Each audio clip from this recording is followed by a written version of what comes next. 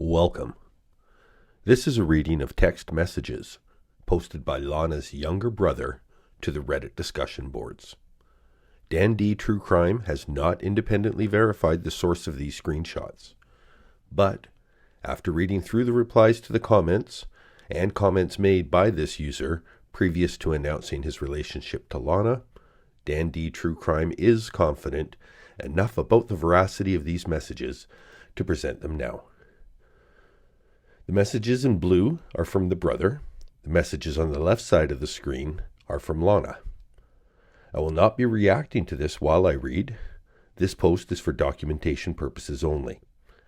If you are interested in discussing this as a group, please join my next Friday night live ramble or post your questions in the comments. And here we go. These messages can be found on the Sarah Boone_Continued thread on Reddit if you want to read and view the screenshots for yourself. The first message shows a timestamp of Monday, April the 7th at 0750. Lana. Oh yeah, and Sarah Boone and I are done. It's all over. Response. Why's that? Lana.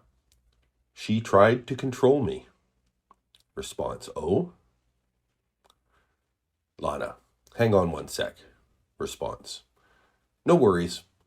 I'm at work just steering the well, so I'm here all day. Do your thing. Smiley face. Lana. Back. I had to say goodbye to Dan. He's off to work. Response. Oh, no worries. Lana. Anyways, there's a content creator who initially wanted me to go on her channel and interview.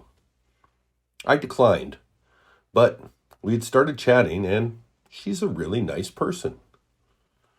Problem is, her channel is pretty anti-Sarah Boone, as is most out there.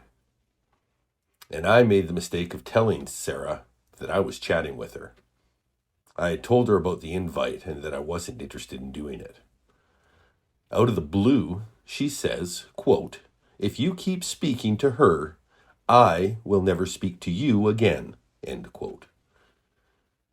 I stopped cold and said, quote, "No ultimatums. Don't give me an ultimatum," end quote. She tried to backpedal, called me sensitive.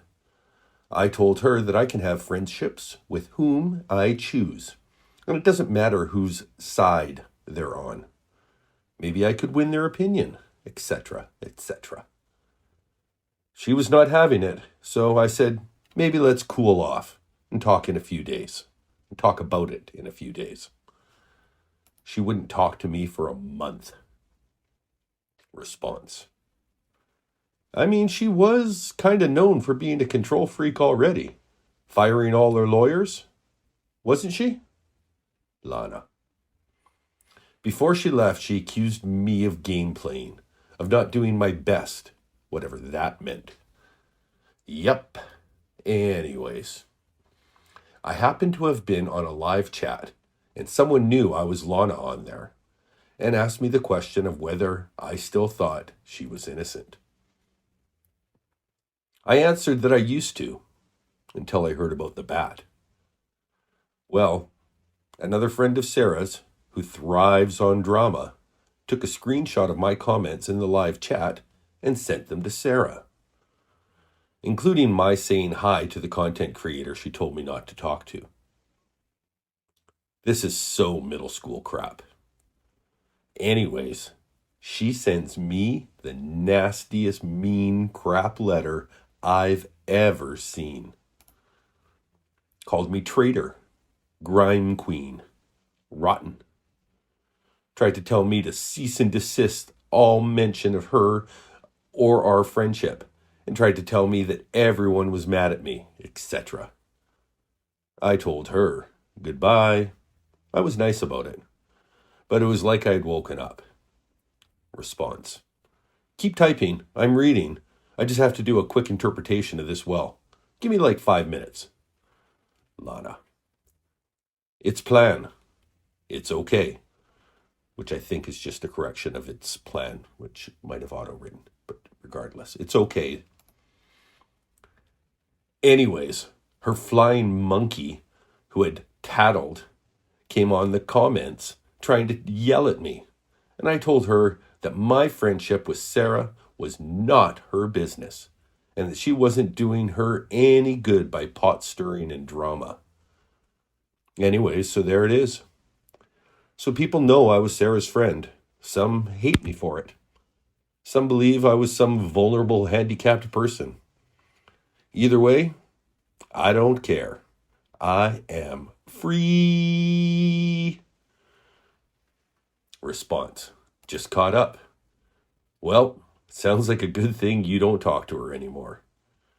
I don't know anything about a bat, but I haven't really followed the case. Got a link on the chat with the tattletale? Lana. I didn't know about it until the trial.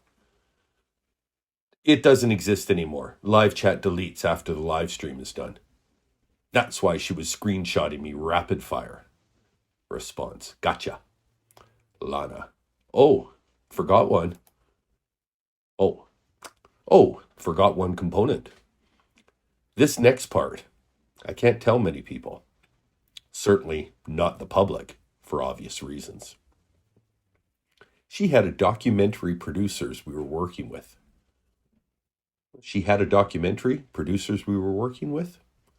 When things went south, they contacted me, asking if I was still willing to interview. I told them as long as I would not be vilified. Well, they just let me know two important things.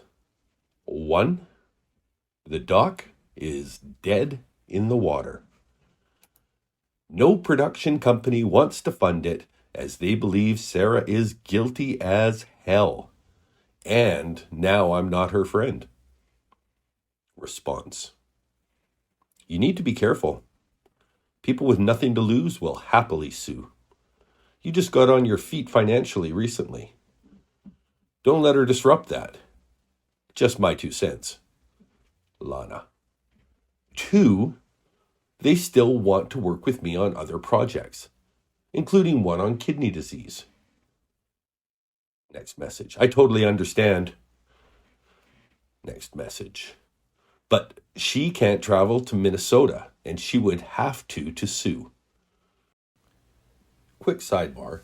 The next message that is sent by Lana is quite a long one, so she looks like posting the message that Sarah sent her, and it starts with some Bible passages. So I'll start with the Bible passages as well, and here we go. 3, 2, 1. For it is not an enemy who reproaches me, then I could bear it. But it was you, a woman, my equal, my companion, and my acquaintance. We took sweet counsel together, and walked to the house of God in the throng. Psalm 55, 12-14, treachery of friends. All day they twist my words, all their thoughts are against me for evil. They gather together, they hide, they mark my steps when they lie in wait for my life. In God, I will praise his word. In the Lord, I will praise his word. In God, I have put my trust. I will not be afraid. What can man do to me? That's Psalm 56, 5, 6, and 10, 11. Relief from tormentors.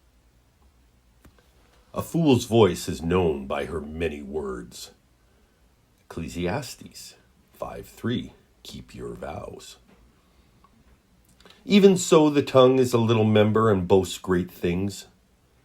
See how great a forest a little fire kindles. It is an unruly evil full of deadly poison. With it we bless our God and Father, and with it we curse men. My brethren, these things ought not be so. That's from James 3:5, 8-10, the untamable tongue. And this is where the letter begins. Stop trying so hard to get the grimy followers to like you with all your comments and insight about me. It's embarrassing. Maybe you can give grimy new bestie Tanika pointers on how to breastfeed her almost 5-year-old better while she's online reading your comments about me. It's sad, Lana, how you've stooped this low and ended up this way. And all the world sees I've stopped communicating with you. You're a traitor. Add that comment when someone asks you why. And I never asked you for a dime. You added money to my county account in the hopes that I'd be your new friend, like Tanika is now. How much did you give her? So sad you're a liar, too. Just like the rest of them. Conformist. And even after she bashed you online live, are you that desperate? No matter to me. Now in all caps.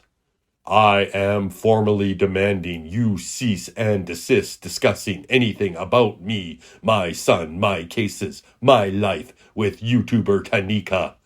Stop talking about me as a whole and in every way. Back to regular capitalization. You're rotten, Lana. Cut and paste this message to all your grimies. Queen Grime herself. Shame on you. Happy reading. Oh, sorry. The happy reading is now a separate message from Lana. I guess encouraging her brother to enjoy what she just cut and posted. Happy reading, LOL. Don't show Mum. I told her about all of this, but she'll want to charge into the internet. Response. Nah, I won't show Mum. You can't demand people stop talking about a public case. Lana. Nope. Response. She's been adjudicated guilty. She has no leg to stand on. Lana. And I was 100% part of the friendship too. I have the right to talk about whatever I feel like. Funny how they all cling to religion in prison, is the response from the brother. Back to Lana. Yeah, and I love the little touch of feminizing them. Response.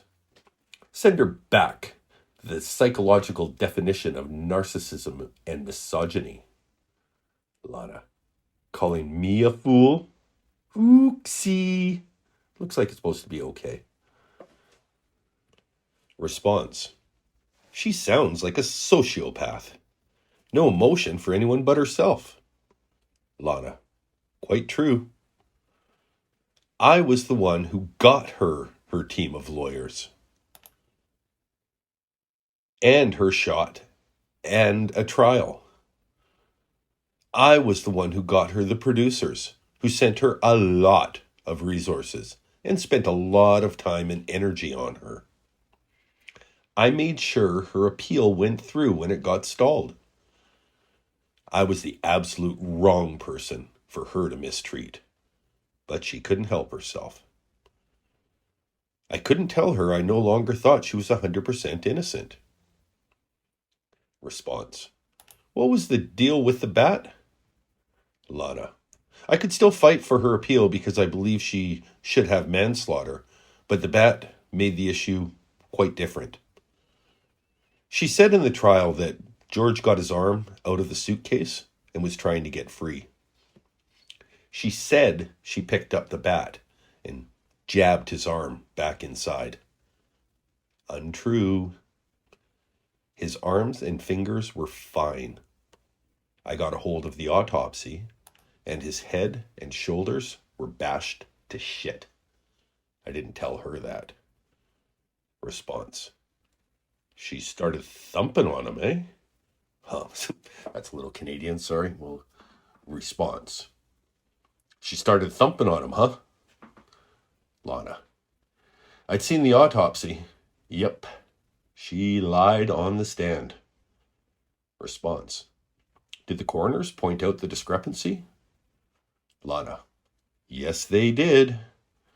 I know why Sarah was so terrified of my talking to Tanika. She was afraid I would see the autopsy and medical reports. She was afraid my opinions would change.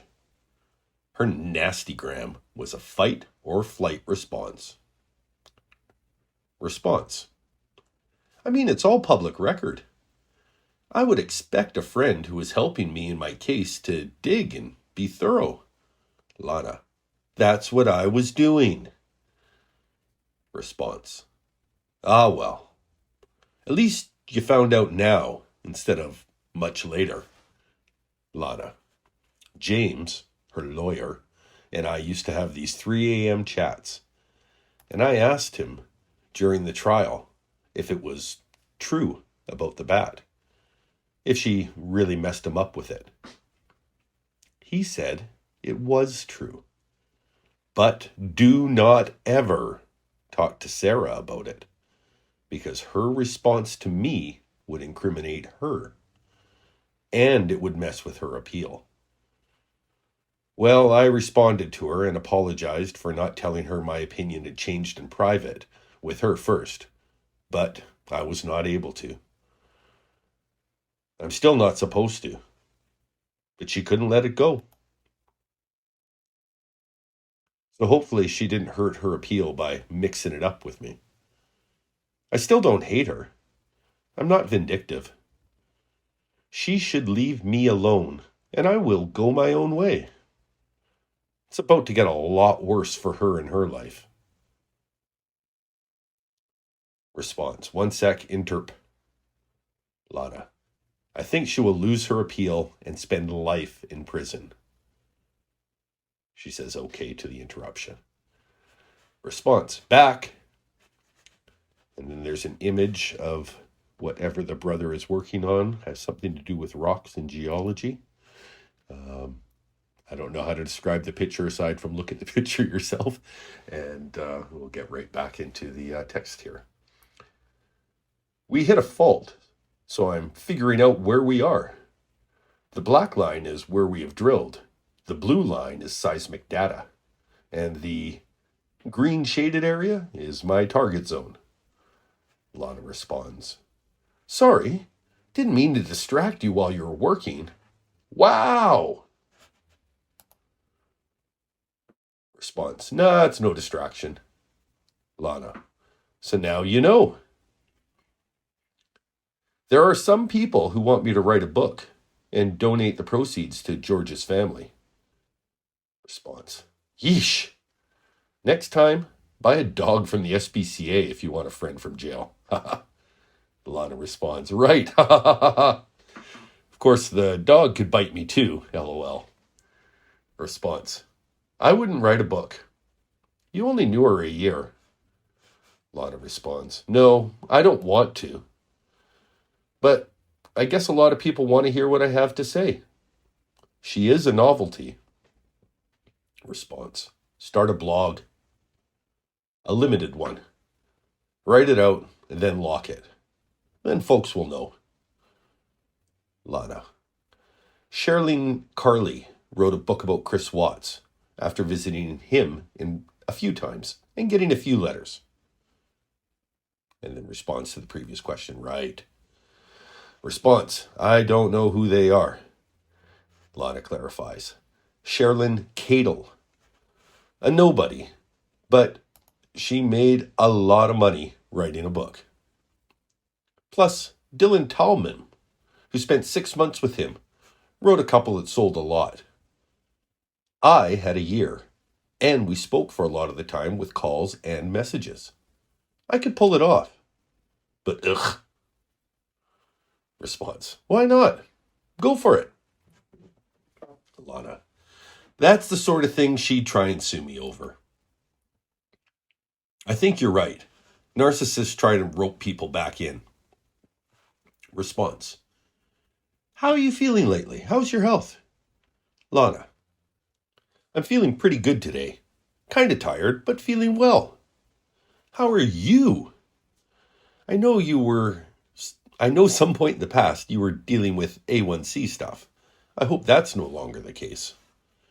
I really don't want you in the chair next to me at dialysis. Response. I'm good. No issues with. And that's the last message in the chain. Probably because it's the last discussion that's relevant to the chain.